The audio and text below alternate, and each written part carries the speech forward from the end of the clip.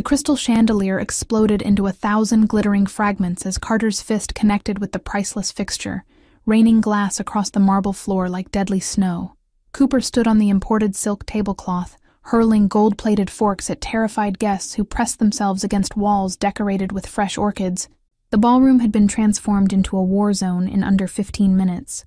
5-year-old destroyers leaving chaos that would make headlines if anyone dared report what happened inside Roman Marino's private celebrations. Roman stood near the ruined birthday cake, his tailored suit immaculate despite the surrounding destruction, jaw muscles working beneath olive skin as he calculated damage that went far beyond shattered crystal. 300 guests watched their host's sons with the kind of frozen terror usually reserved for natural disasters, nobody moving to intervene because everyone understood the cost of touching the untouchable. These weren't ordinary children throwing tantrums. They were heirs to an empire built on fear and absolute control. Carter grabbed a champagne bottle and swung it like a club at a security guard, who'd made the mistake of stepping too close, connecting with the man's knee hard enough to draw a grunt of pain. The guard stumbled backward, hands raised in surrender, unwilling to defend himself against a kindergartner because losing a kneecap was better than losing everything. Cooper joined his brother, both boys screaming wordless rage that echoed off vaulted ceilings painted with Renaissance reproductions. Roman's lieutenant approached cautiously, keeping distance that suggested he was addressing a bomb rather than his boss, voice pitched low enough that nearby guests couldn't hear. "Sir, we've tried everything. Removed all the other children, cleared the entertainment, even brought in specialists from Boston." The man's carefully neutral expression couldn't hide underlying fear that came from knowing Roman Marino didn't accept failure, especially not public failure. The lieutenant's tablet displayed a list of attempted interventions that read like catalog of desperation. Behavioral therapists who'd quit after single sessions, child psychologists who'd recommended psychiatric evaluation, even a renowned expert in childhood trauma who'd left the mansion visibly shaken. Each specialist had offered different diagnoses ranging from attachment disorders to early-onset conduct problems, but none had provided solutions that worked beyond temporary containment. Roman had paid 6-figure fees for advice that amounted to give them time or consider residential treatment, suggestions that felt like admissions of defeat dressed up as professional recommendations. The money had been meaningless, the failures accumulating into evidence that some problems couldn't be solved by throwing resources at them, that his sons existed in category of broken that defied conventional repair. The guest list for tonight's party had been carefully curated to include only the most powerful families, people whose children attended exclusive schools, and whose opinions shaped social hierarchies throughout the city. Roman had intended this celebration to be showcase of his legacy, proof that the Marino line would continue with strength and sophistication that matched his own reputation.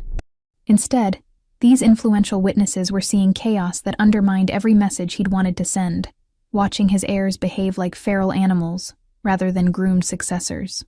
The damage to his carefully constructed image was catastrophic in ways that went beyond simple embarrassment, calling into question his competence in every arena if he couldn't manage his own household.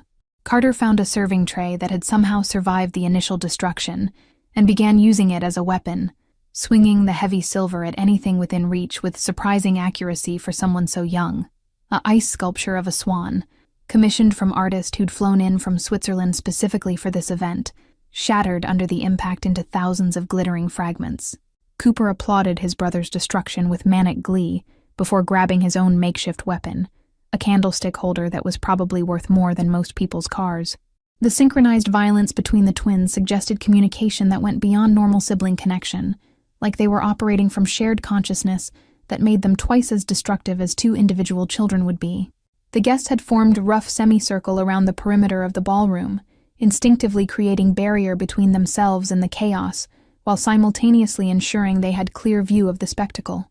Several people had their phones out now despite earlier warnings about photography, capturing footage that would inevitably leak regardless of threats Roman might issue later. A woman in the back was live streaming to her social media, whispering commentary about the Marino meltdown to her followers, and Roman's security team was too focused on the immediate crisis to notice the documentation happening in real time.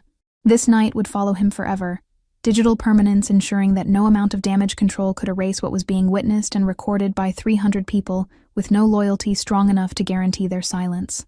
The boys found a table still holding dishes and began methodically throwing porcelain plates like frisbees, each crash punctuating the uncomfortable silence.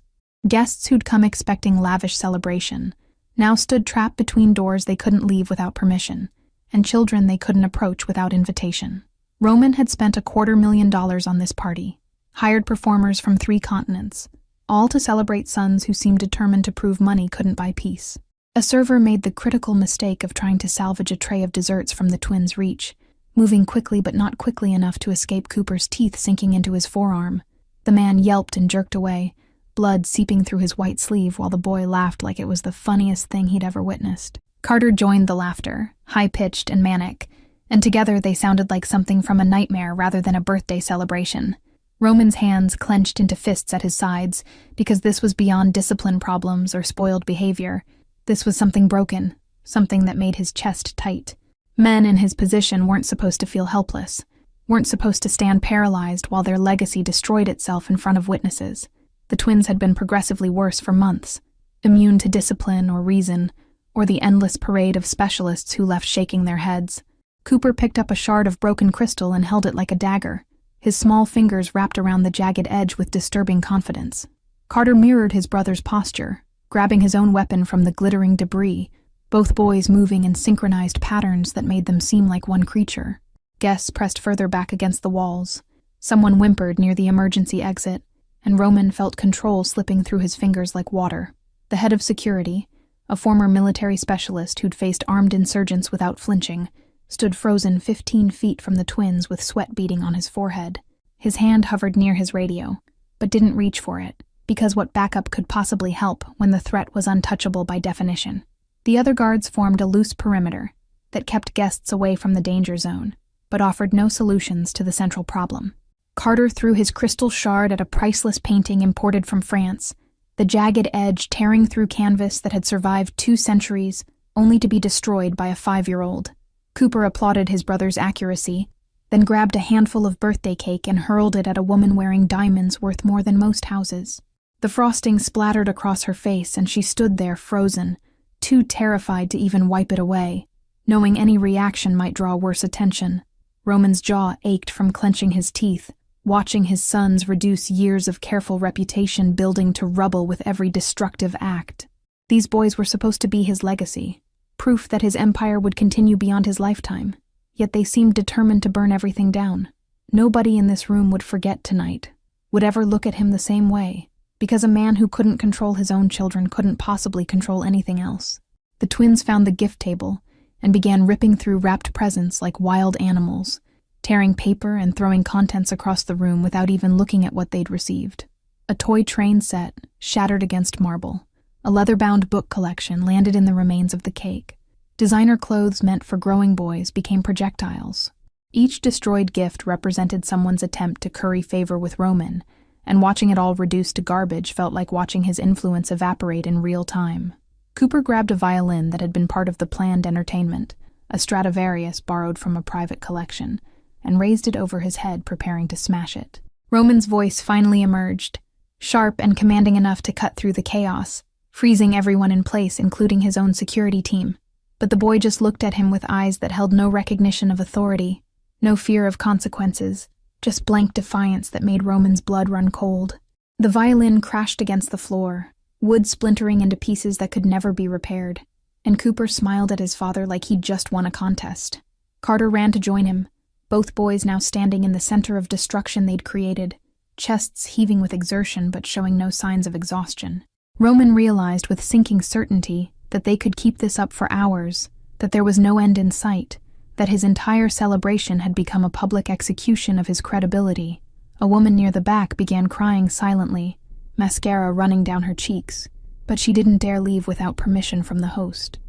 Other guests had similar expressions of trapped misery, aristocratic faces trying to maintain composure while watching a nightmare unfold. The twins had managed to make 300 powerful people feel powerless, had reduced the city's elite to frightened spectators, and Roman understood that this moment would define him forever, unless something changed. Carter found a champagne flute that had somehow survived the initial destruction, and threw it with surprising force at the remains of the chandelier. The glass connected with metal, producing a sharp ringing sound that seemed to please him immensely, because he immediately searched for more ammunition. Cooper joined the hunt, both boys now focused on creating the loudest possible crashes, competing with each other for who could cause the most dramatic destruction. Roman's breathing had become shallow, his usual iron control fracturing under the weight of public humiliation that seemed designed specifically to break him. These were his sons, his blood, yet they felt like strangers who'd infiltrated his life specifically to dismantle everything he'd built. The realization that he didn't know how to reach them, didn't understand what drove this relentless destruction, felt like failure on a level he'd never experienced in his carefully controlled existence. Roman raised his hand for silence, the gesture cutting through murmured conversations like a blade through silk, every eye turning toward him with mixture of curiosity and dread. His voice emerged steady despite the chaos surrounding him, projecting authority that had been built over decades of commanding dangerous men in dangerous situations. $1 million to anyone who can make them stop, he announced, the words falling into stunned silence as guests processed an offer that confirmed their host's desperation. The amount was staggering enough to change lives, yet nobody moved toward the twins who continued their destruction seemingly unaware of the bounty just placed on their cooperation. Roman's security team exchanged glances, but none stepped forward, their previous failed attempts still fresh in memory, along with the teeth marks and bruises. A child psychologist who'd been invited as a guest shifted uncomfortably, but remained frozen against the wall. Professional expertise, apparently insufficient motivation to risk approaching the boys. Carter overheard his father's declaration and laughed, a sound that held disturbing maturity for someone who'd just blown out 5 candles on a cake. "Nobody can stop us," he shouted with confidence that seemed impossible for his age, like he understood exactly what power meant in this room. Cooper echoed his brother's sentiment by grabbing another plate and hurling it at the nearest window, the glass spiderwebbing but not shattering completely. Roman's lieutenant approached him again, voice dropping to barely audible whisper that carried urgency bordering on panic despite trained composure. "Sir, perhaps we should clear the room, handle this privately without so many witnesses to the—" He trailed off, unable to finish the sentence because there were no polite words for watching a man's legacy self-destruct in real time. But Roman shook his head sharply because retreat would be admission of defeat, would confirm to everyone present that he'd lost control completely. A businessman near the bar, someone who'd made his fortune in construction and feared nothing, took 3 steps toward the twins before Carter's eyes locked onto him. The boy's expression transformed into something feral, mouth opening to reveal small teeth in what looked disturbingly like threat display, and the man froze mid-step. Whatever he saw in that 5-year-old's face convinced him the $1 million wasn't worth the cost, and he retreated back to the safety of the crowd. Cooper found the elaborate centerpieces that had been crafted by an award-winning florist, arrangements of rare orchids and roses that had taken days to perfect. He grabbed one and threw it at a cluster of guests, soil and petals exploding across expensive suits and dresses, roots dangling like tentacles.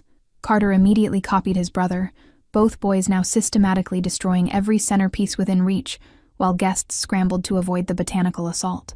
Roman's hands trembled slightly at his sides, the only external sign of internal earthquake that was reshaping his understanding of control and power. He'd built an empire on the principle that everything had a price, that any problem could be solved with sufficient resources or force. Yet here stood 2 small boys proving that principle catastrophically wrong, demonstrating that some chaos couldn't be purchased into submission. The $1 million offer had been impulsive, thrown out in moment of desperation without consideration for how it would be interpreted by the crowd. Some guests were exchanging glances that suggested they thought Roman had lost his mind along with his control, while others looked calculating like they were genuinely considering whether the money was worth the risk. A few people near the back had started quiet conversations about whether this was appropriate environment for children at all, voices carrying just loud enough that Roman could hear their judgment. The whispers about his parenting would spread through social circles faster than any official statement could counter them.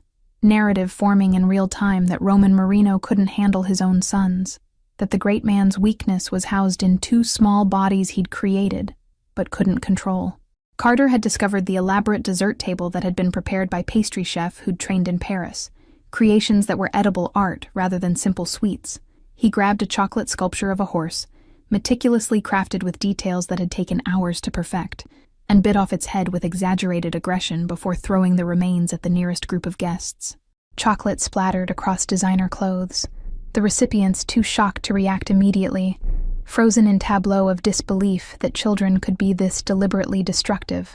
Cooper joined the dessert assault, both boys now systematically destroying each piece before launching it at different targets, turning gourmet confections into ammunition in war against everyone present.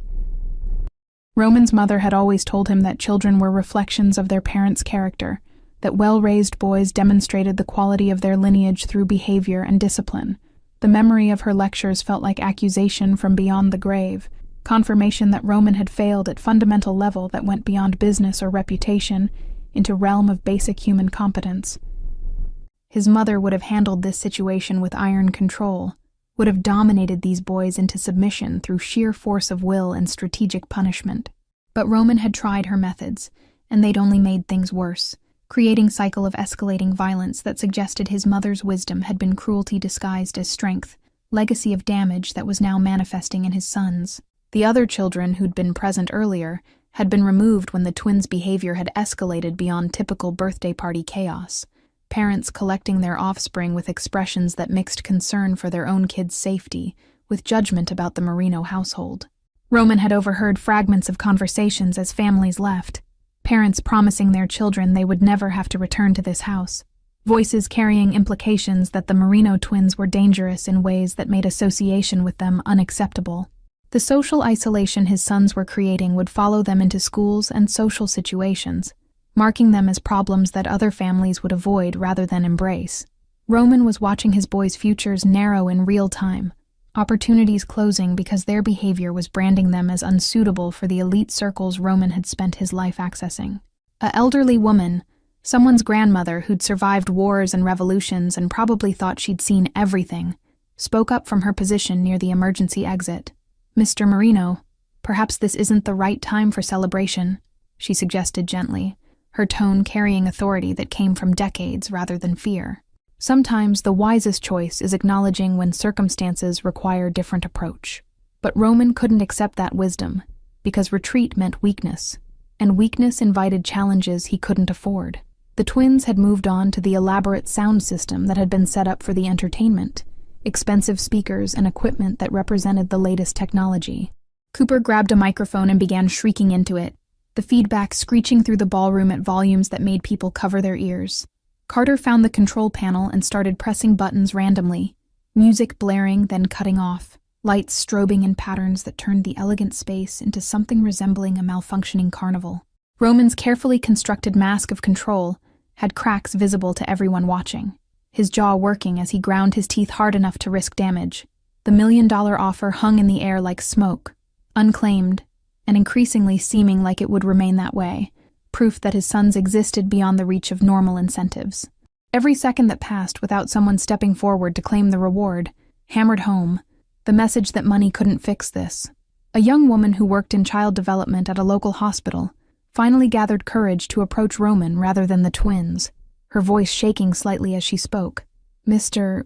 Marino, I've seen cases like this before. Children acting out due to trauma or attachment issues that manifest as aggression." She paused, choosing words carefully like navigating a minefield.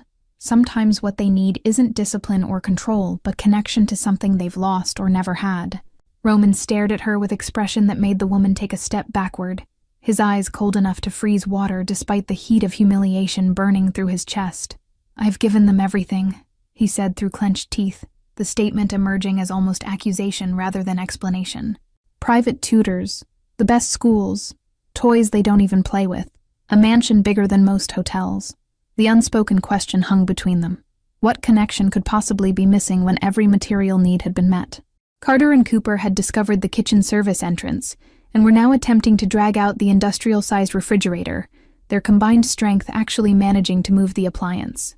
Several servers rushed to intervene, but stopped when the boys turned on them with expressions that promised violence, small hands forming fists that had already proven capable of drawing blood.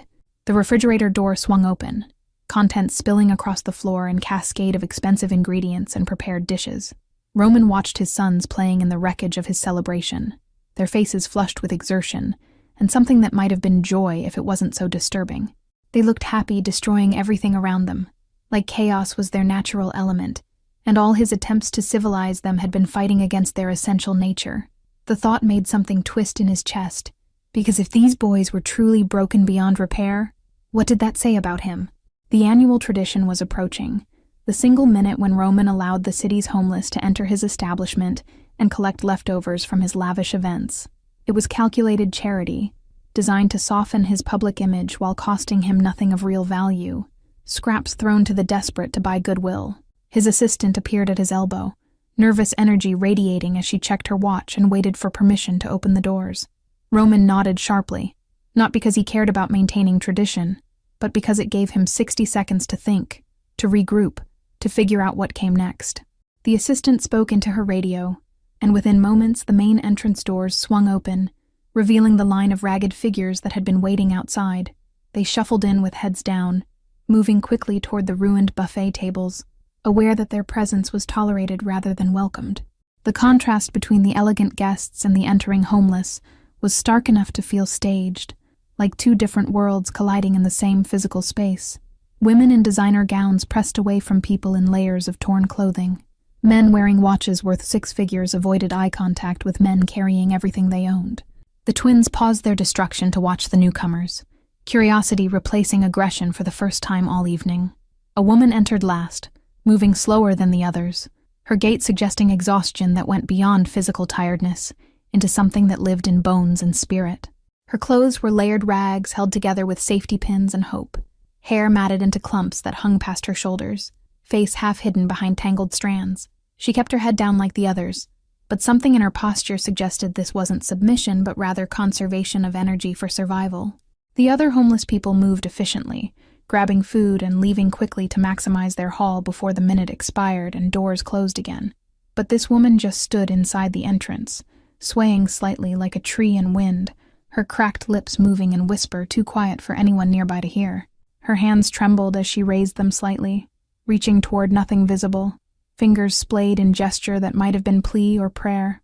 Roman barely noticed her arrival, his attention still focused on his sons who'd finally paused their rampage to watch the homeless collecting food. The sight of poverty seemed to fascinate the twins in a way that expensive entertainment couldn't, their eyes tracking movements of people who existed in a world completely foreign to their experience. For the first time all evening they stood still, their small chests rising and falling from exertion, but their hands empty of weapons. The woman took a shuffling step forward, then another, her path not toward the buffet tables, but toward the center of the room, where destruction lay thickest. Security guards moved to intercept her because homeless people were supposed to take food and leave, not wander deeper into the private celebration. One guard reached out to grab her shoulder, his grip firm but not brutal, intention clear that she needed to redirect toward the exit immediately.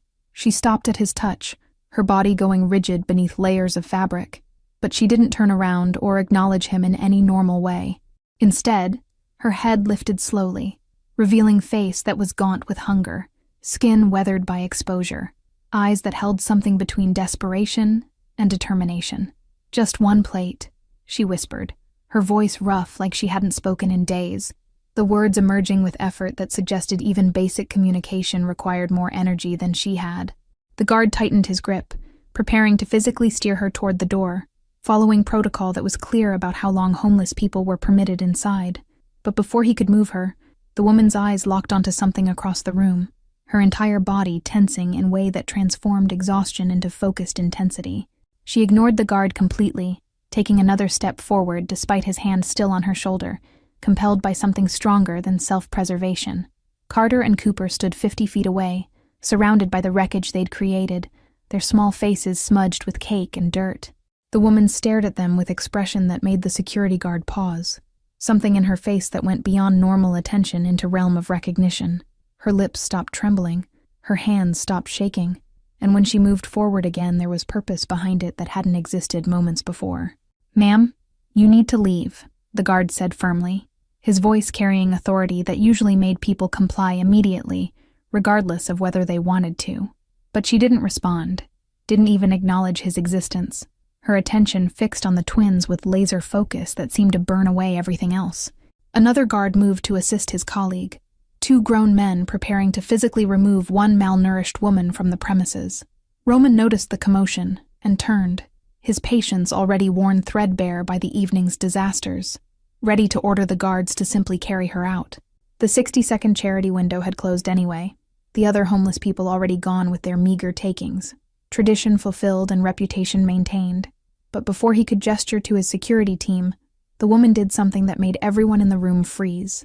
She pulled away from the guards with surprising strength, stumbling forward several steps, arms outstretching toward the twins, in gesture that was unmistakably maternal.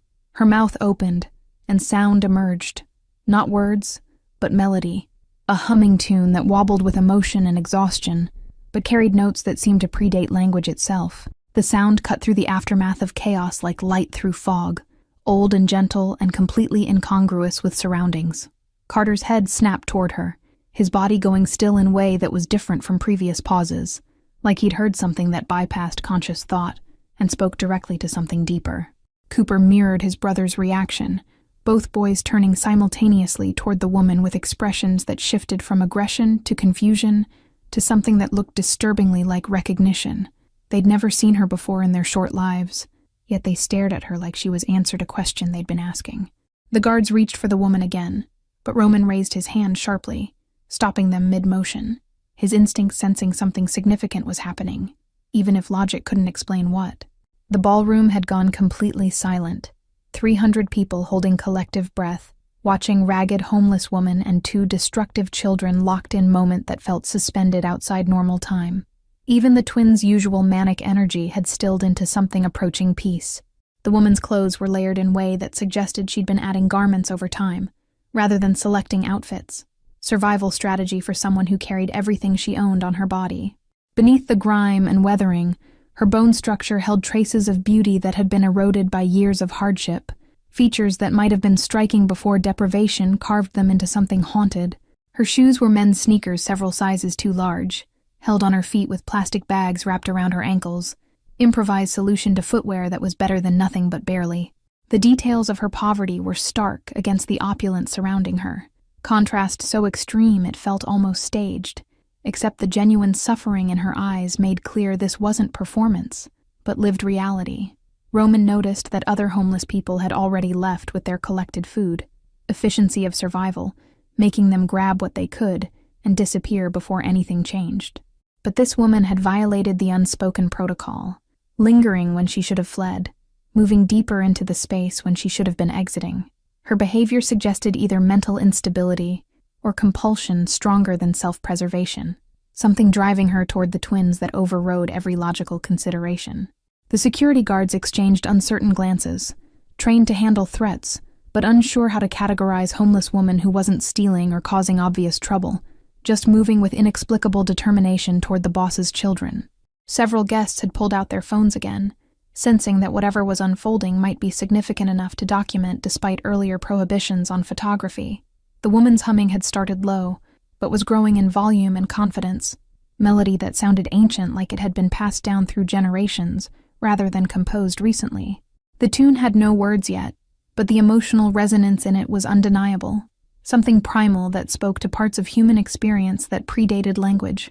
Roman felt the hair on his arms standing up, physiological response to stimuli his conscious mind couldn't fully process, instinct recognizing significance before intellect could catch up.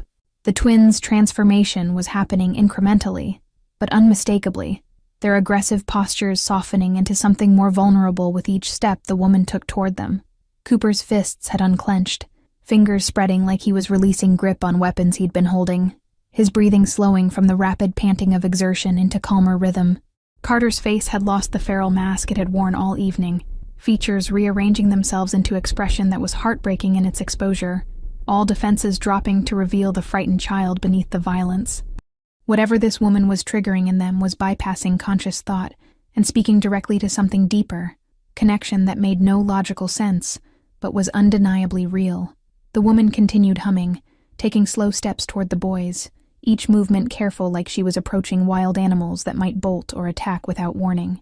Tears had started streaming down her dirty face, cutting clean tracks through grime, but her expression held no fear despite security presence and obvious danger. She looked at Carter and Cooper like they were most precious things in the world, like seeing them was worth whatever consequences would follow.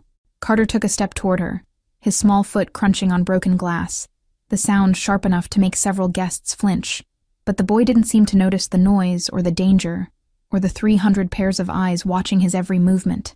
His face had transformed from the feral mask he'd worn all evening into something vulnerable and young, an expression that reminded everyone he was actually just 5 years old, despite the destruction he'd caused. Cooper followed his brother, both twins now walking slowly toward the woman, their synchronized movements no longer threatening, but almost dreamlike in quality. The distance between them closed foot by foot, the woman's humming growing stronger despite her obvious physical weakness, the melody wrapping around the room like invisible thread, pulling everyone toward same central point. Roman felt his chest constrict watching this impossible scene, not understanding what was happening but unable to look away. The woman dropped to her knees when the twins were 10 feet away, bringing herself to their height, arms still outstretched in universal invitation. Her humming shifted into actual words, voice cracking with emotion as she sang fragments of lullaby that sounded ancient, something passed down through generations in whispers and memory. The twins stopped directly in front of her, their small bodies trembling, eyes wide and filling with tears that had nothing to do with anger. Then Carter said word that shattered Roman's world into pieces that could never be reassembled. "Mama." Cooper's voice joined his brother's, the word emerging as sob rather than statement, both boys saying "Mama" in unison, like they'd practiced it in dreams. They launched themselves forward, colliding with the woman's chest hard enough to knock her backward onto the debris-covered floor, their small arms wrapping around her neck with desperate strength. The woman caught them instinctively, her thin arms encircling both boys, pulling them closer despite her obvious weakness, all three of them collapsing into embrace that looked like drowning and salvation happening simultaneously. Roman stood frozen, his mind struggling to process what his eyes were showing him, because these boys had never said that word before in their entire lives. They'd been raised by nannies and tutors and staff who maintained professional distance, had never attached to anyone enough to claim maternal connection.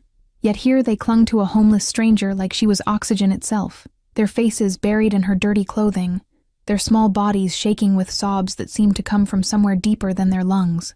The woman was crying too, her hands moving over the twins' heads and backs, touching them like she was confirming they were real and solid, and actually present. "My babies?" she whispered between ragged breaths, the words barely audible but carrying weight that made the air feel heavier. "My sweet babies. Mama found you. Mama's here now." The familiarity in her tone suggested this wasn't first meeting, but reunion, impossible as that seemed given the circumstances. Roman's lieutenant appeared at his elbow, voice urgent and low enough that only his boss could hear the warning. "Sir, should we separate them? This woman could be dangerous. Could be using some kind of manipulation technique to get close to your sons." The concern was valid from security standpoint, yet Roman couldn't bring himself to give the order, couldn't force himself to tear apart the scene unfolding before him. Carter pulled back slightly to look at the woman's face, his small hands reaching up to touch her hollow cheeks with gentleness that seemed impossible for someone who'd been violent minutes earlier. "Where were you?" he asked, his child's voice cracking with emotion too complex for his age. "We waited and waited, but you never came." The accusation in his words suggested memory that couldn't possibly exist, knowledge of absence that defied logic. Cooper was examining the woman's hands, holding them up and tracing the calluses and scars with his tiny fingers, like he was reading story written in damaged flesh. "You're hurt," he said with concern that transformed his face into something heartbreaking, all traces of the monster from earlier erased completely. "Who hurt you, Mama? We'll make them stop." The protective instinct in his declaration would have been touching if it wasn't coming from 5-year-old who didn't know this woman.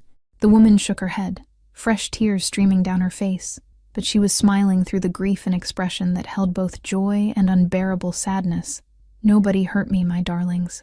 Mama just had to be away for a while, but I never stopped thinking about you, never stopped loving you every single day." Her words were directed at the twins, but her eyes lifted briefly to find Roman across the room, and the look she gave him carried accusation sharp enough to draw blood. Roman's legs felt unstable beneath him, the marble floor seeming to tilt as pieces of impossible puzzle began arranging themselves in his mind. The woman's age was hard to determine beneath the weathering of street life, but something in her bone structure, the shape of her eyes, struck chord of terrible familiarity. His thoughts rewound 5 years, to woman he'd known briefly, intensely, woman he'd discarded when she became inconvenient to his carefully planned life. "Addison," he said, the name emerging as barely whisper, but in the silent ballroom it carried like gunshot, making several guests gasp audibly. The woman's head turned toward him slowly, her eyes meeting his directly for first time since she'd entered, and Roman saw truth reflected there that made his chest cavity feel like it was collapsing. This wasn't stranger manipulating his sons. This was their mother, the woman he'd thrown away along with the pregnancy he'd refused to acknowledge. The timeline assembled itself with brutal clarity. 5 years since he'd last seen Addison Reed. 5 years since he'd told her that children from Mistress had no place in his world. Exactly 5 years since Carter and Cooper had been born. The twins had appeared on his doorstep in basket, with notes saying their mother had died in childbirth, delivered by intermediary who'd vanished before questions could be asked. Roman had accepted the story because it was convenient, had raised the boys because they were his blood, had never questioned the narrative that kept his conscience clean. But Addison wasn't dead. She was kneeling on his ballroom floor, holding the sons she'd supposedly abandoned, alive and breathing and clearly devastated by reunion. Roman's world tilted on its axis, as he realized the basket story had been lie, that someone had stolen these babies and delivered them to their father while leaving mother alive but empty-armed. His mind immediately jumped to his own mother, the woman who'd never approved of Addison, who'd considered her unsuitable match for future of the Merino Empire. Addison seemed to read his thoughts in his expression, because she gave small, bitter laugh that held no humor. She took them from the hospital while I was still unconscious from emergency cesarean, she said loud enough for nearby guests to hear, her voice gaining strength from fury that had apparently survived 5 years of suffering. I woke up and they told me my babies were in NICU, but when I went to see them they were gone, just vanished, and nobody had any records, any explanations. Roman's mother had died 2 years ago, taking her secrets to grave that now felt like deliberate middle finger to truth. There would be no confrontation, no demands for explanation, just the hollow certainty that the woman who'd raised him had committed theft so profound that it poisoned everything built on top of it. The twins in his home, the heirs he'd been preparing, were products of crime that had destroyed their mother, while he'd remained ignorantly complicit. I searched everywhere, Addison continued, her arms tightening around the boys who clung to her like they'd never let go. Police told me I was unstable. That postpartum depression was making me imagine babies that never existed. They had me committed for 3 months, and when I got out, I had nothing. No job, no home, no credibility. Her voice broke on the last word, years of accumulated injustice pouring out in front of audience that included the city's most powerful people. Roman took a step toward her, then another, his usual confident stride replaced by uncertain shuffle of man walking through ruins of his own making. I didn't know, he said, the words inadequate and pathetic, excuse that couldn't possibly cover the magnitude of what had been done. I was told you died, that the babies were delivered to me because you'd named me on the birth certificate before you passed. The explanation sounded hollow even to his own ears, willful ignorance dressed up as innocent victim. Addison's eyes hardened as she looked at him. Maternal softness she'd shown the twins replaced by contempt sharp enough to cut. You threw me out when I told you I was pregnant, she said flatly, stating facts without embellishment, because the truth needed no decoration. You said children from mistresses were mistakes to be cleaned up, not legitimized. You offered me money to disappear and never contact you again. The guests stirred uncomfortably, whispers spreading like wildfire. But Roman couldn't bring himself to care about reputation when facing the wreckage of his choices. Carter and Cooper were looking between their father and the woman they'd called Mama, confusion evident on their faces, but their bodies remained pressed against Addison's. You made her go away? Carter asked his father, his small voice carrying accusation that was somehow worse than adult judgment. You made Mama leave us? The betrayal in his tone suggested these boys had been searching for something they couldn't name, acting out because of hole they couldn't understand, and now they knew who was responsible for the emptiness. Roman's knees buckled and he sank to the floor, expensive suit trousers grinding into broken glass and spilled food, physical pain barely registering against emotional devastation. I didn't know she was alive, he repeated, the defense sounding weaker with each repetition, but it was all he had. I would have searched for her if I'd known, would have brought her back to you if I'd understood. But even as he spoke, he wondered if that was true, if the man he'd been 5 years ago would have chosen differently, even with complete information. Addison shifted her weight, preparing to stand while keeping the twins held against her, her malnourished body trembling with effort of supporting 2 5-year-olds and her own frame simultaneously. Several guests moved forward instinctively to help, but stopped when she shot them looks that made clear she wanted nothing from anyone in this room. She managed to get to her feet through sheer determination, Carter and Cooper refusing to release their grip on her, their faces still buried in her shoulder and neck. Roman remained on his knees, head bowed, shoulders shaking in a way that was foreign to everyone who'd ever known him as unbreakable force. Tears fell onto marble floor, mixing with champagne and frosting. The sight of the Merino boss crying in public so unprecedented that several people pulled out phones before remembering that photographing this moment would be suicide. His carefully constructed armor of control had shattered completely, leaving him exposed in a way that was almost painful to witness. "I lived on streets for 5 years, Addison said, her voice carrying across the silent ballroom, testimony delivered to crowd that represented the world that had discarded her. "I begged for change, slept in shelters when there was space, ate from dumpsters when there wasn't. Every day I looked at children playing in parks, wondering if I'd recognize my babies if I saw them, wondering if they were safe or if they even existed." The raw honesty in her words made several women in the audience wipe their own eyes, sympathy crossing class barriers that usually kept such emotions separate. Roman's lieutenant approached cautiously, clearly unsure of protocol when the boss was having complete breakdown in front of 300 witnesses. "Sir, perhaps we should move this somewhere more private," he suggested quietly, offering escape route from public humiliation that was growing worse with every passing second. But Roman shook his head sharply, understanding on some instinctual level that this moment needed to be public, needed to be witnessed by people who'd benefit from watching him brought low. Cooper pulled back from Addison enough to look at his father, still kneeling on the floor, the boy's expression complex mixture of confusion and nascent understanding. "Why are you crying?" he asked, childish directness cutting through adult complications to heart of matter. "Are you sad because Mama was lost?" The innocence in his question somehow made Roman's breakdown more complete, because even 5-year-old could see the tragedy that Roman's choices had created. Carter was still examining Addison's face, his small hands touching her cheeks and forehead like he was memorizing every detail, afraid she might vanish if he stopped maintaining physical contact. "Are you staying now?" he asked, voice small and uncertain in a way that was heartbreaking given his usual aggression. "Can you live with us and never leave again?" The hope in his question was so fragile, it seemed like wrong answer might shatter him into pieces that couldn't be reassembled. Addison closed her eyes, more tears squeezing out and running down her face, her jaw working as she tried to form answer to question that had no simple solution. "I don't know, sweet boy," she finally whispered, honesty apparently more important to her than comfort. "I don't know if staying with your father is right thing for any of us." Her gaze lifted to find Roman again, assessment in her eyes that was calculating whether man who'd thrown her away could possibly be trusted with second chance. Roman found his voice, words emerging rough and broken but audible to everyone watching this impossible reunion. "Please," he said, single syllable carrying more genuine emotion than most of his speeches combined. "Please don't take them from me. I know I have no right to ask. No, I destroyed everything before it could even begin. But they're my sons too." The plea was selfish, focused on his own loss rather than her suffering, and Addison's expression hardened slightly at the self-centered nature of his begging.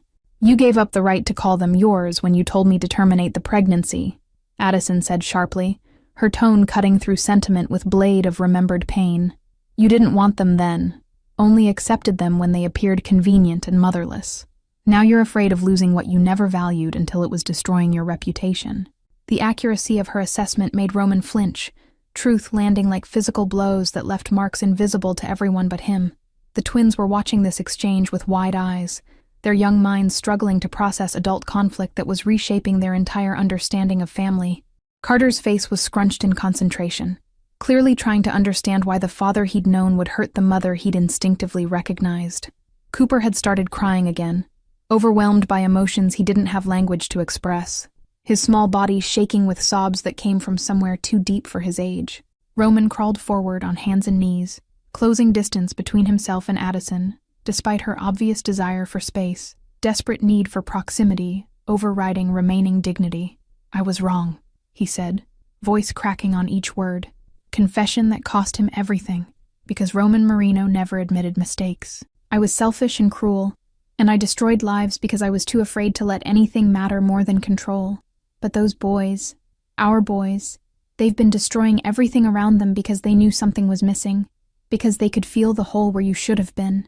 Addison's expression shifted slightly, anger giving way to something more complex as she processed his words and looked down at the twins still pressed against her. "They've been acting out?" she asked quietly.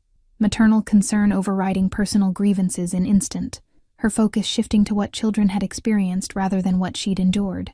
The question revealed something fundamental about her character, that her baby's well-being mattered more than her own justified rage.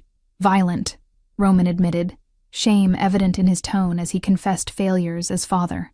Uncontrollable, aggressive, impossible to reach no matter what we tried. Specialists said they'd never seen children so young, so capable of calculated destruction. He gestured weakly at the demolished ballroom around them, evidence of his son's rage displayed like modern art installation. Tonight was worst it's ever been, until you walked in and they just stopped. The implication hung in the air, that these boys had been searching for their mother without knowing what they were searching for, that their violence was grief expressing itself through only channels available to children too young to understand their own trauma. Addison's face crumpled as she processed this information, realization that her sons had suffered because of crimes committed against all of them, adding new layer to pain she'd already been carrying. Her arms tightened around Carter and Cooper, pulling them closer as if she could protect them retroactively from years of damage. "How long?" she asked, voice barely above whisper, but carrying across the silent room. How long were they like this before tonight? The question held dread, fear of learning that children had been in pain for months or years, while she'd been surviving on streets, unaware that babies she'd been stolen from her were suffering their own form of abandonment.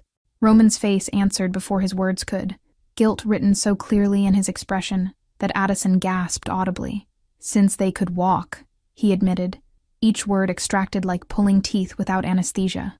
Small things at first, pushing nannies, breaking toys, refusing to bond with anyone. But it got worse as they got older, more intentional, more destructive. He looked at his sons with mixture of love and grief that was painful to witness. "I thought it was genetic, that they'd inherited something dark from my side of the family. I never considered that maybe they were just looking for you." Carter chose that moment to speak up, his child's voice cutting through heavy adult emotions with simple truth. "We had bad dreams," he said quietly, face still pressed against Addison's shoulder. "Every night, about Lady who sang to us. We could never see her face, but we knew we needed to find her." Cooper nodded agreement, both boys describing shared experience that suggested connection to mother that transcended normal memory, bond that had survived separation and time. Addison's legs finally gave out, exhaustion and emotional overload combining to rob her of remaining strength, and she sank back to the floor with the twins still clutched against her chest. Several guests moved forward to help, but Roman's sharp gesture stopped them, some protective instinct emerging that said this woman had right to collapse without audience trying to manage her breakdown. She sat among the debris of the destroyed party, her ragged clothes spreading around her like tattered wings, and just held her sons while crying silently. Roman remained on his knees several feet away, maintaining distance she clearly needed, while visibly struggling with desire to close the gap and beg for forgiveness he didn't deserve. His security team hovered uncertainly at the perimeter, trained to handle threats but completely unprepared for their boss's emotional destruction in public forum. The 300 guests had become unwilling witnesses to private tragedy, most looking away as if that would grant family some dignity in moment that had none. Cooper had stopped crying and was now playing with strand of Addison's matted hair, his small fingers working through the tangles with gentle patience that contradicted his earlier violence. "Your hair is messy," he observed with child's blunt honesty, statement carrying no judgment, just factual assessment. "We have people who can fix it. And you need bath, because you smell like the scary place under the bridge." Carter nodded agreement, both boys apparently unaware that their observations might be hurtful.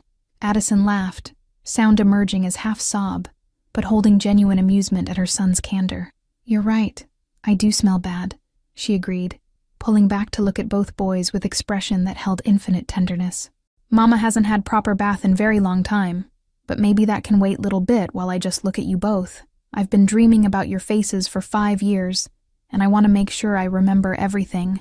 Her hands moved over their features, touching with reverence usually reserved for religious artifacts. Roman cleared his throat, the sound loud enough to draw attention but not demanding it, his usual commanding presence reduced to hesitant supplication. "You can stay here," he said carefully, each word chosen with unprecedented caution. "The mansion has 20 bedrooms. You and the boys can have entire wing to yourselves. Whatever you need, clothes, food, medical care, everything is yours without conditions or expectations." The offer was generous, but his tone made clear it was plea rather than transaction. Addison's eyes found his across the space separating them, assessment in her gaze that was measuring whether accepting would make her complicit in her own continued victimization. Separate wing? She repeated, testing the boundaries of his offer. You're saying I can be there as their mother, but not as anything to you? No strings, no expectations that I'll fall back into whatever role you might imagine for me? The sharpness in her questions made several guests wince, but Roman nodded eagerly. Whatever terms you want, he confirmed, desperation evident in his willingness to accept any arrangement that kept his sons within reach. You can lock the doors. Have your own security if it makes you feel safer. I'll sleep in the office, the garage, anywhere you want, as long as I can still see them sometimes. The complete surrender of man who'd never compromised on anything was stunning to everyone who knew his reputation, watching the Merino boss reduce himself to nothing in attempt to prevent losing what he'd only just discovered he valued. Carter and Cooper exchanged glances, silent communication passing between them that twins sometimes share, before Carter spoke up with question that cut to heart of situation. If Mama stays, will you be nice to her? He asked his father, small face serious beyond his years. Because if you're mean, we'll break more stuff, we'll break everything. The threat would have been cute, if not for the evening's evidence that these boys could absolutely follow through on promise. Roman's face crumpled at his son's words, understanding that he'd not only lost trust of women he'd wronged, but also somehow earned the conditional loyalty of children who were prepared to wage war on his behalf against him. I will never be mean to your mama again, he promised, voice thick with emotion that made the words almost unintelligible. I will spend rest of my life trying to fix what I broke, trying to give back even fraction of what I took from all of you. The declaration was witnessed by 300 people who would carry this story into world, forever changing how Roman Merino was perceived by those who trafficked in power and reputation. Addison studied him for a long moment, her expression unreadable, before turning her attention back to the twins who were her primary concern, regardless of their father's redemption arc. Do you boys want Mama to come home with you? She asked, giving them choice and decision that would reshape all their lives, even if it means things might be complicated and confusing for a while. Both boys nodded vigorously, their enthusiasm unmistakable, despite limited understanding of what complications might entail. Then I'll come, Addison decided, her voice carrying resignation mixed with fierce determination. But not for him, for you too, because you deserve to have Mother, and I deserve to finally be able to raise the babies that were stolen from me. She looked at Roman directly, her eyes hard, despite the tears still streaming down her face. You can be their father from distance. You can provide resources and security and whatever material things you're good at, but don't expect forgiveness, don't expect relationship, don't expect anything beyond coexistence in service of these boys. Roman nodded acceptance of terms that relegated him to peripheral role in his own home, his own family, understanding that this was more than he deserved and better than he'd feared. Thank you, he whispered, gratitude evident in every syllable, despite knowing that what he'd gained was shadow of what he'd destroyed. I'll have rooms prepared immediately, everything you need brought in before morning. He pulled out his phone with hands that shook slightly, already making arrangements while trying not to notice the way Addison flinched at his movements like she expected violence. The head of security approached again, this time directing his attention to Addison rather than Roman. Ma'am, would you like separate security detail? People you can trust who report only to you? The offer was unexpected, suggestion that Roman's own team was prioritizing her safety over their boss's control, and Roman's slight nod confirmed he'd already given these orders. Addison looked surprised, but after moments' consideration, she nodded acceptance, understanding that protection might be necessary in the world she was entering. Carter and Cooper helped their mother stand, both boys supporting her despite their small size, their earlier violence completely absent as they focused on caring for the woman they'd recognized without explanation. Addison swayed slightly, malnutrition and exhaustion catching up with her now that adrenaline was fading, but she remained upright through sheer determination.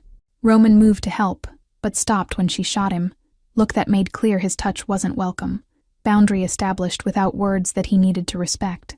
The 300 guests watched as the unlikely family group moved toward the exit, homeless woman flanked by 2 5-year-olds, trailed by father who'd been reduced to stranger in his own legacy. Whispers had started already, speculation about what this meant for Roman's empire, for his reputation, for power structures that depended on his unshakable authority. But Roman didn't look back at the people whose opinions had once mattered more than truth, his attention fixed on the small family ahead of him that he was trying desperately not to lose again. As they reached the doorway, Carter turned back to look at the destroyed ballroom, the wreckage that he and his brother had created, and his young face showed something like understanding. "We were angry," he said simply. Explanation offered to room full of people who'd witnessed their rage. "We didn't know why, but now we do. We were angry because she wasn't there." Cooper nodded agreement, both boys apparently satisfied that their violence had finally been explained. Mystery solved even if damage remained. Roman remained behind as his family left, standing alone in the center of destruction, while guests began filing out in uncomfortable silence. Night's celebration transformed into tragedy that no one knew how to process.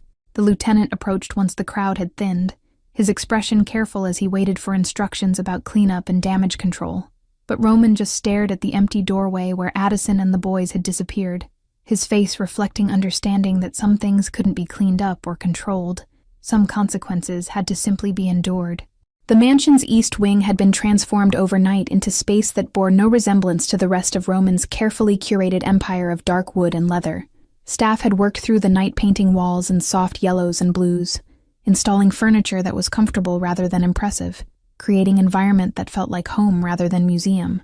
Roman had given explicit instructions that nothing should feel institutional or cold, that every choice should prioritize comfort for women who'd been sleeping on concrete for 5 years. Addison stood in the doorway of the master bedroom. Carter and Cooper pressed against her legs, all three of them staring at the space like it might disappear if they looked away. The bed was enormous, piled with pillows and blankets that looked impossibly soft. Attached bathroom visible through open door showed tub large enough to swim in. "This is too much," Addison whispered, her voice carrying disbelief that bordered on suspicion. Years of deprivation making luxury feel like trap rather than gift. Roman hovered in the hallway, respecting the boundary of the threshold he'd been told not to cross, his hands shoved deep in his pockets to keep from reaching out. "It's not enough," he said quietly, statement of fact rather than false modesty. "Nothing I could give you would be enough to balance what was taken, but please let me try anyway." His eyes were shadowed with exhaustion, suggesting he'd been awake coordinating preparations rather than sleeping, penance enacted through action rather than words.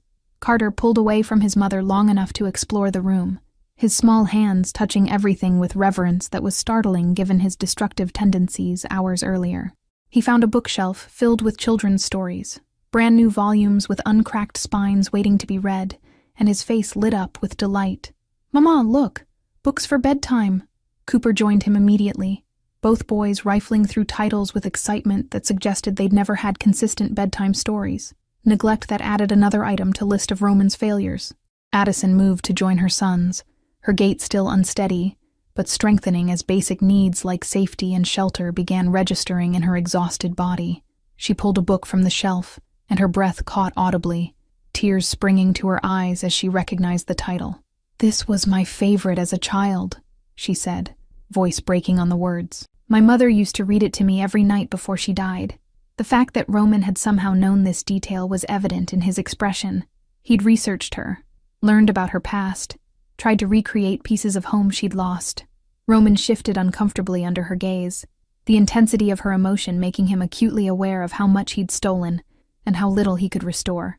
"I had people find out what might matter to you," he admitted, careful not to make his efforts sound manipulative, even though the line between thoughtfulness and control was thin. "I wanted you to have things that felt familiar, not just expensive." The distinction seemed important to him, though whether Addison appreciated the difference was unclear from her carefully neutral expression. The boys had discovered the closet, doors sliding open to reveal racks of clothing in Addison's size, casual comfortable pieces mixed with formal options, shoes arranged by type and season. Cooper pulled out a soft sweater and brought it to his mother, holding it up against her ragged layers. "You can throw away the smelly clothes now," he announced with child's practical logic. "These are new and they don't have holes." Carter nodded agreement, already selecting more items to show her. Both boys apparently excited about the prospect of their mother looking less like the homeless woman they'd found, and more like the mothers they'd seen in books. Addison accepted the sweater with trembling hands, the soft fabric foreign against her calloused fingers, her eyes welling up again at the simple gesture of her sons, wanting her to have nice things. "Maybe after bath," she said, voice thick with emotion she was barely containing. "Mama needs to wash away a lot of dirt before she can wear anything this clean." The self-deprecating statement held pain that went beyond physical grime, Years of degradation that couldn't be scrubbed away with soap and water alone. Roman stepped back from the threshold, creating more space even though he hadn't been physically crowding the doorway. "The bathroom has everything you might need," he said, gesturing vaguely toward the attached room. "Staff can help if you want, or I can have them wait outside if you prefer privacy. Whatever makes you comfortable." The careful attention to her autonomy suggested he was trying to learn from past mistakes, though whether she trusted his reformation was a question that hung unanswered in the air between them. Carter tugged on his father's sleeve, drawing Roman's attention down to his son's upturned face. "Are you going to stay with us while Mama takes bath?" he asked, innocent question that held weight of needing reassurance that this new family configuration was stable. "Or are you going away again?" The fear in his voice suggested these boys had experienced too many people disappearing from their lives, abandonment issues that would take years to heal if they ever did. Roman knelt to his son's level, bringing himself down to where he could look Carter in the eyes directly. "I'm going to my office down the hall," he explained gently, pointing in the direction he meant. "But I'm not leaving the house, and you can come find me anytime you want. I'll always be close enough to reach if you need me."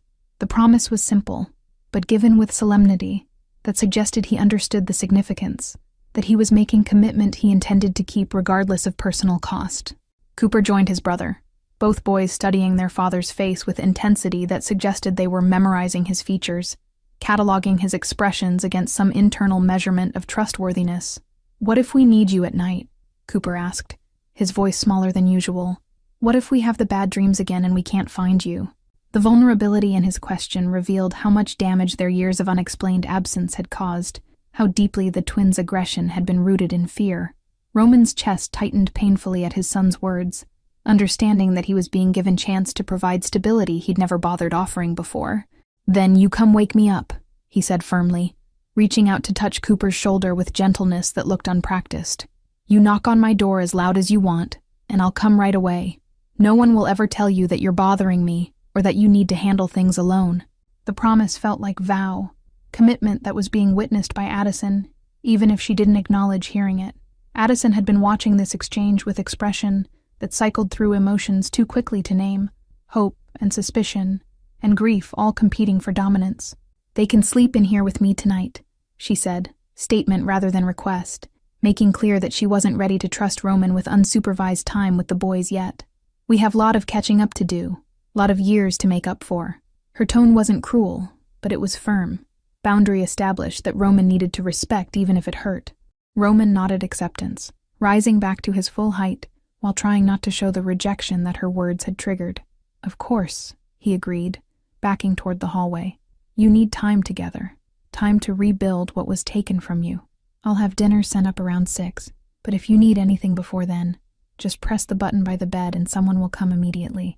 He was retreating, but doing it with grace, giving them space while making sure they knew they weren't abandoned. Carter and Cooper ran to hug their father suddenly, small arms wrapping around his legs with force that nearly knocked him off balance. "Thank you for bringing Mama home," Carter said, voice muffled against Roman's thigh.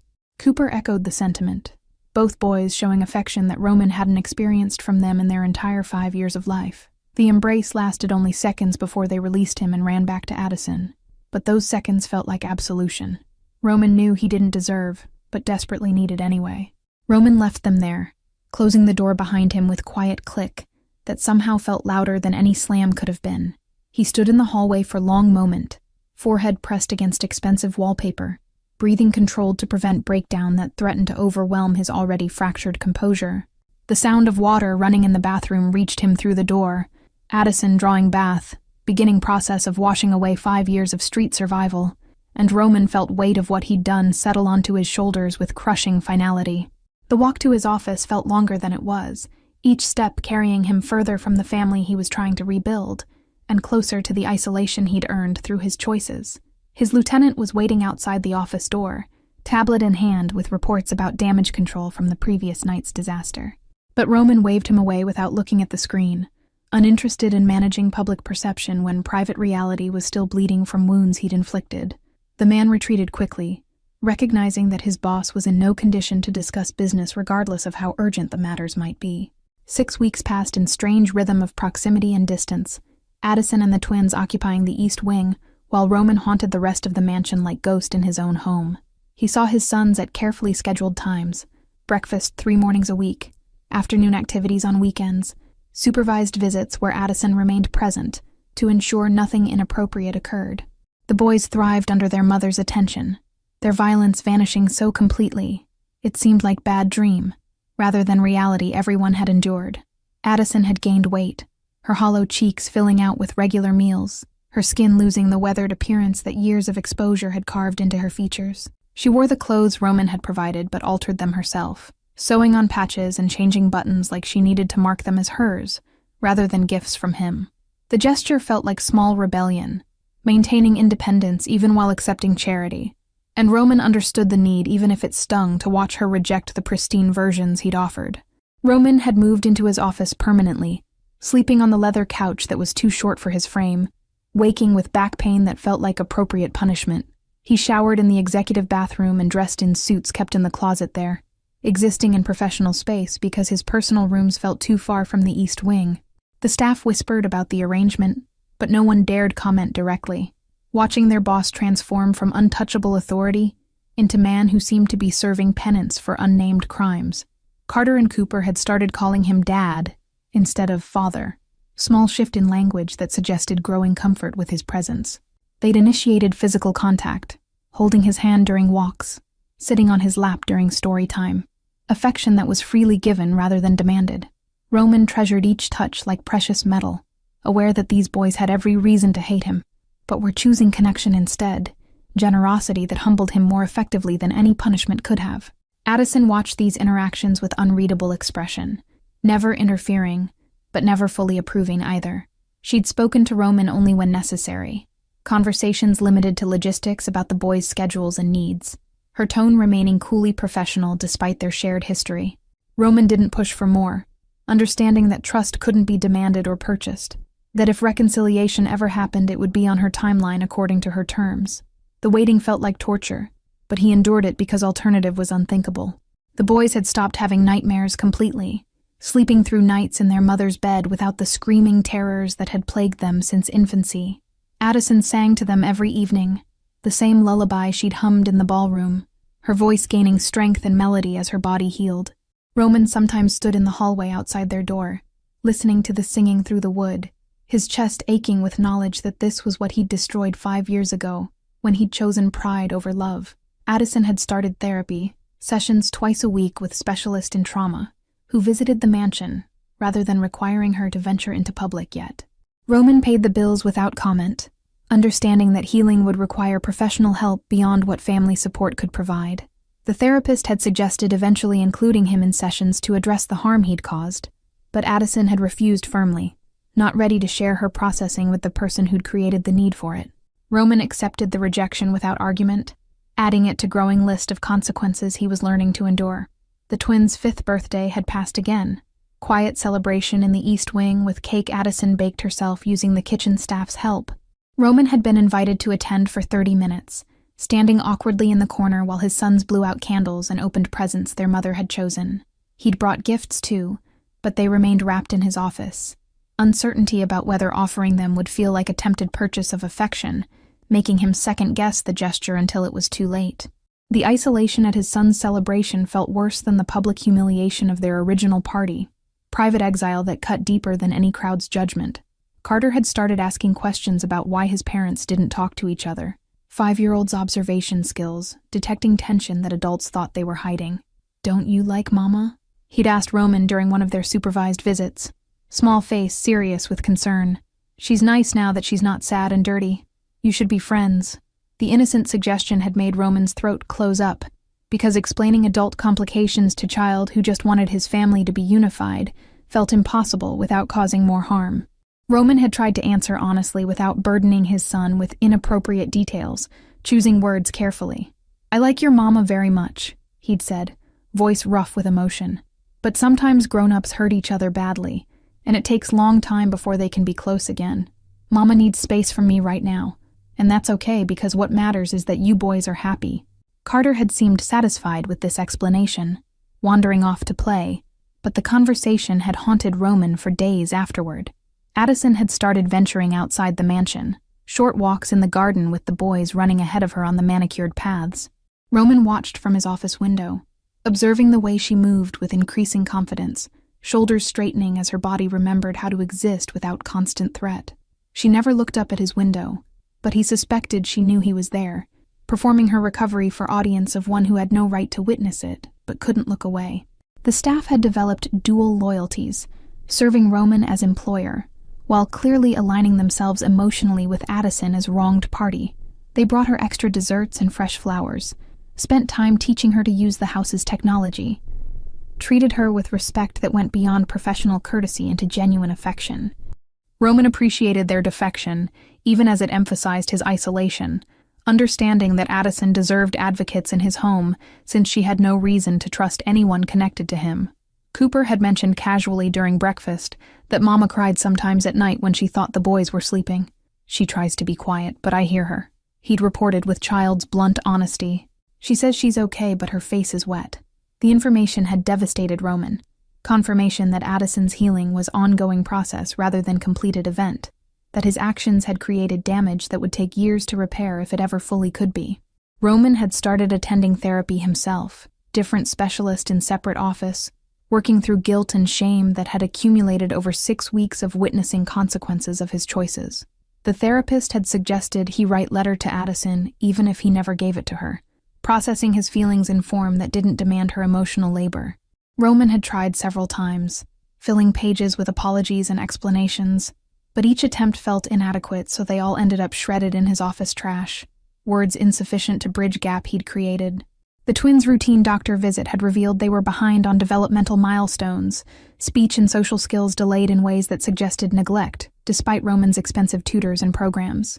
Addison had taken the news with visible pain, understanding that her absence had cost her sons more than just her presence, that they'd suffered measurable harm during years she'd been fighting to survive on streets.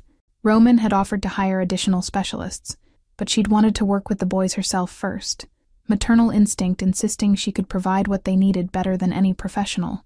Roman had stood outside the pediatrician's office during that appointment, not welcome in the exam room but unable to leave the building, pacing the parking lot like expectant father from previous generation.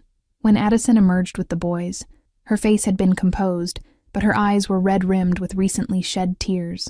He'd wanted to offer comfort, but her body language made clear that sympathy from him would be unwelcome, so he'd just opened the car door and driven them home in silence, heavy with shared grief over what had been lost.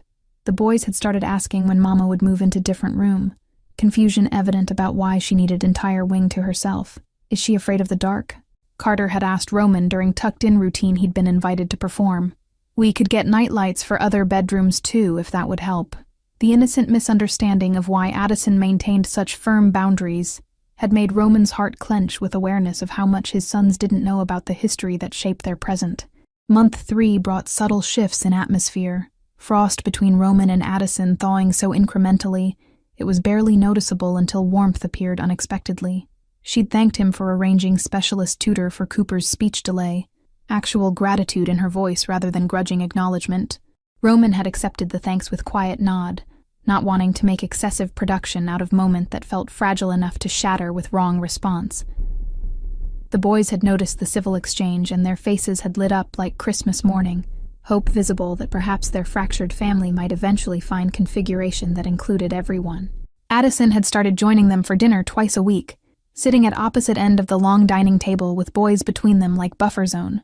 Conversations remained focused on Carter and Cooper, neutral territory where parents could interact without addressing personal history, but the meals were peaceful in a way that felt almost normal. Roman caught himself looking forward to these dinners with anticipation that was painful in its intensity. 2 hours of proximity to the woman he'd wronged feeling like undeserved gift he was afraid to acknowledge in case it disappeared.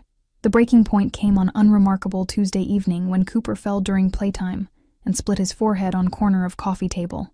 Blood poured from the wound in a way that made everyone panic, Addison rushing to apply pressure while Carter screamed in sympathetic terror. Roman appeared from his office within seconds, assessing the injury with calm that came from years of managing crises, his hands gentle as he examined his son's wound.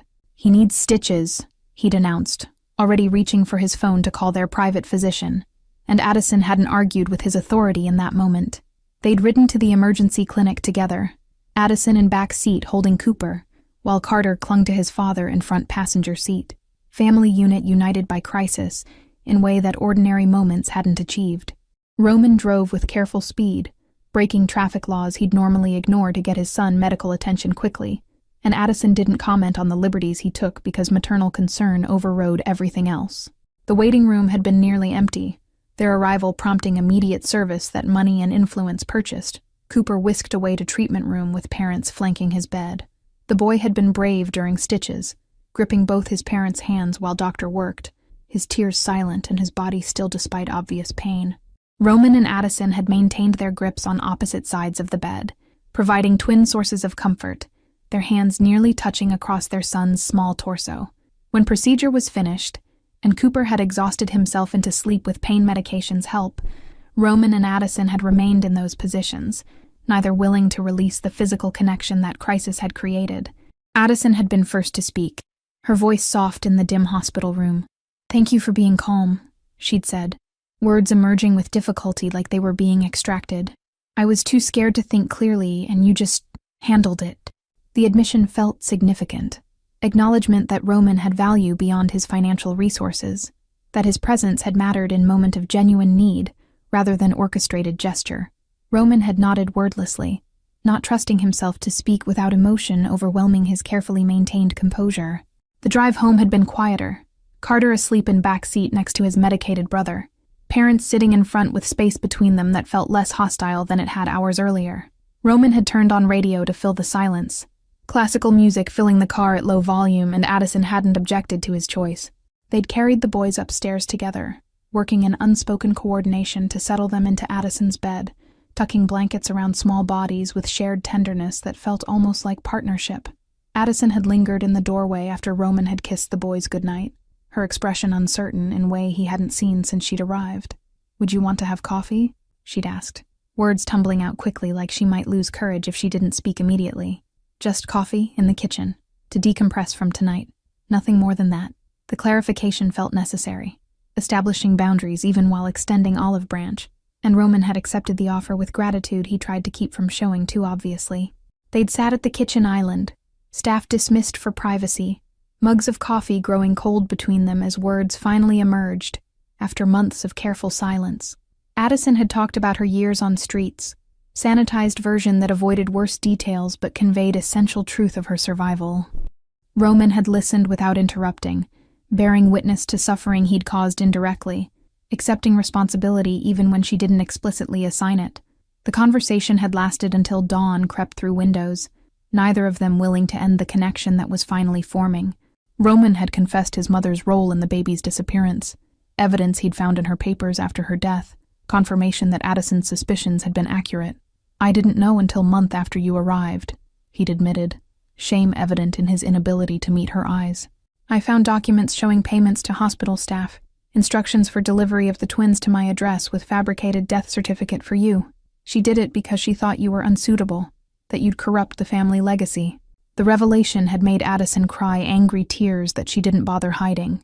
Grief for injustice finally validated mixing with rage that had nowhere to go since perpetrator was already dead. Addison had asked why he'd thrown her out when she told him about pregnancy, questions she'd clearly been holding since the ballroom reunion. Roman had tried to explain his younger self's priorities, empire building and reputation management, that had seemed more important than human connection, but the words sounded hollow even to his own ears. "I was afraid," he'd finally admitted, stripping away justifications to reach uncomfortable truth. "Afraid of needing you more than you needed me.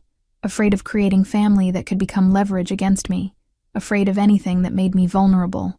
The honesty had cost him something to speak aloud, defenses dropping to reveal the insecurity beneath his carefully constructed power. The conversation had ended without resolution, but with understanding.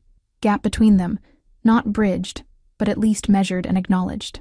Addison had retreated to her wing as sun rose fully, leaving Roman in the kitchen with cold coffee and exhausted hope that maybe healing was possible, even if forgiveness remained distant. He'd gone to his office couch but hadn't slept, mind too active with replaying hours of conversation, analyzing every word and expression for meaning that might indicate progress or regression. The waiting felt different now, less like punishment and more like process that might eventually lead somewhere livable.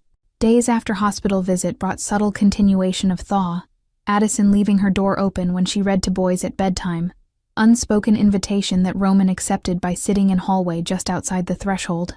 She never acknowledged his presence, but she read louder, projected her voice so he could hear the stories clearly, and he understood this was compromise. Inclusion without intimacy, connection without commitment. The boys knew he was there and called out goodnights that included him in their evening ritual, expansion of family circle that happened incrementally enough to feel earned rather than given. Cooper's stitches had come out with minimal scarring, thin line on his forehead that would fade with time, physical reminder of the night that had shifted family dynamics.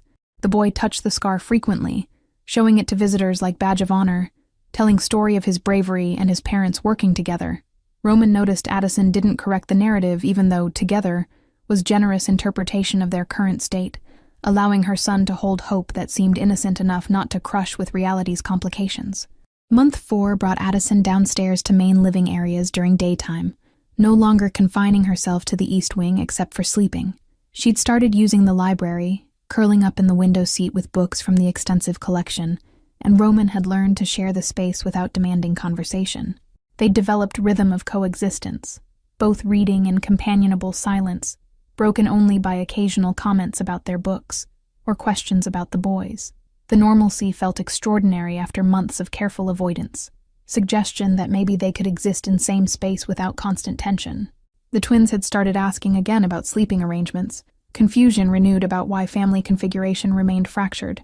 Tommy's parents sleep in same bed, Carter had observed after playdate with school friend. And Sarah's parents do too. Why don't you? The comparison to other families had made both Roman and Addison uncomfortable, neither ready to explain adult complications to 5-year-olds who just wanted conventional family structure. They'd deflected with vague explanations about grown-ups having different arrangements, but the question had lingered between them unspoken in subsequent days. Roman had found Addison crying in his study 3 weeks later, sitting at his desk with photograph in her hands, image of her own mother who'd died when Addison was young. She'd frozen when he'd entered, clearly not expecting anyone, her guard down in private moment of grief. He'd offered to leave, but she'd shaken her head, surprising them both by asking him to stay. "Tell me about your mother," she'd requested, voice raw from crying. "Help me understand how someone could take babies from their mother. Help me make sense of what she did." The conversation that followed had been painful excavation of his childhood, unveiling the cold woman who'd raised him with calculation rather than warmth, creating legacy that valued empire over humanity. The sharing had created unexpected intimacy, vulnerability on both sides that felt different from previous conversations focused on apology and accountability. Roman had confessed that he'd been afraid of becoming like his mother, that his cruelty to Addison had been learned behavior he'd never questioned until consequences became impossible to ignore. Addison had admitted that her own childhood trauma had made her susceptible to relationships with powerful men, seeking protection that always came with cost she couldn't afford to pay. The mutual understanding didn't erase harm, but it added context that made each other's choices marginally more comprehensible if not excusable. Roman had shown Addison the documents he'd found in his mother's safe after her death, evidence of the conspiracy that had stolen the twins and delivered them to him wrapped in lies. The papers included payments to hospital administrator who'd falsified records, instructions for nurse who'd taken the babies from NICU, even draft of the death certificate that had been filed under Addison's name, with cause listed as childbirth complications. His mother's handwriting had covered margins with notes about cleaning up the situation and protecting family reputation, clinical language that made the crime feel like business transaction rather than devastating human theft. Addison had read through everything with shaking hands, her tears staining pages that documented her own erasure, proof that she'd been deliberately removed from her children's lives by someone with resources to make reality conform to her preferences.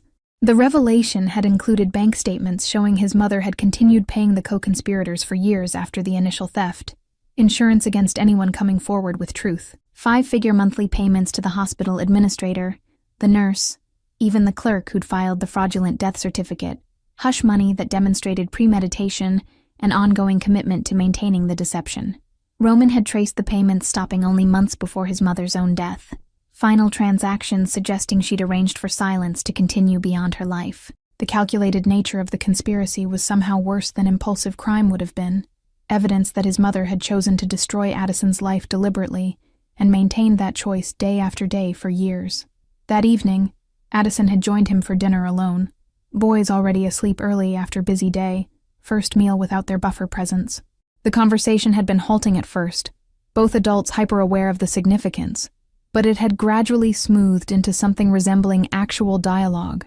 They'd discussed books and music, current events and philosophy, discovering shared interests that had been obscured by power dynamics of their previous relationship. Roman had been surprised by her intelligence, chagrined to realize he'd never bothered to know her as person beyond her physical appeal, another failure to add to his growing collection. Thank you all for following this story of second chances and the long road to healing. If you're moved by Roman and Addison's journey, please write in the comments where you're watching from, and don't forget to like, subscribe, and share this video. Your support means everything, and helps me continue bringing you stories about redemption, family, and the courage it takes to rebuild what was broken.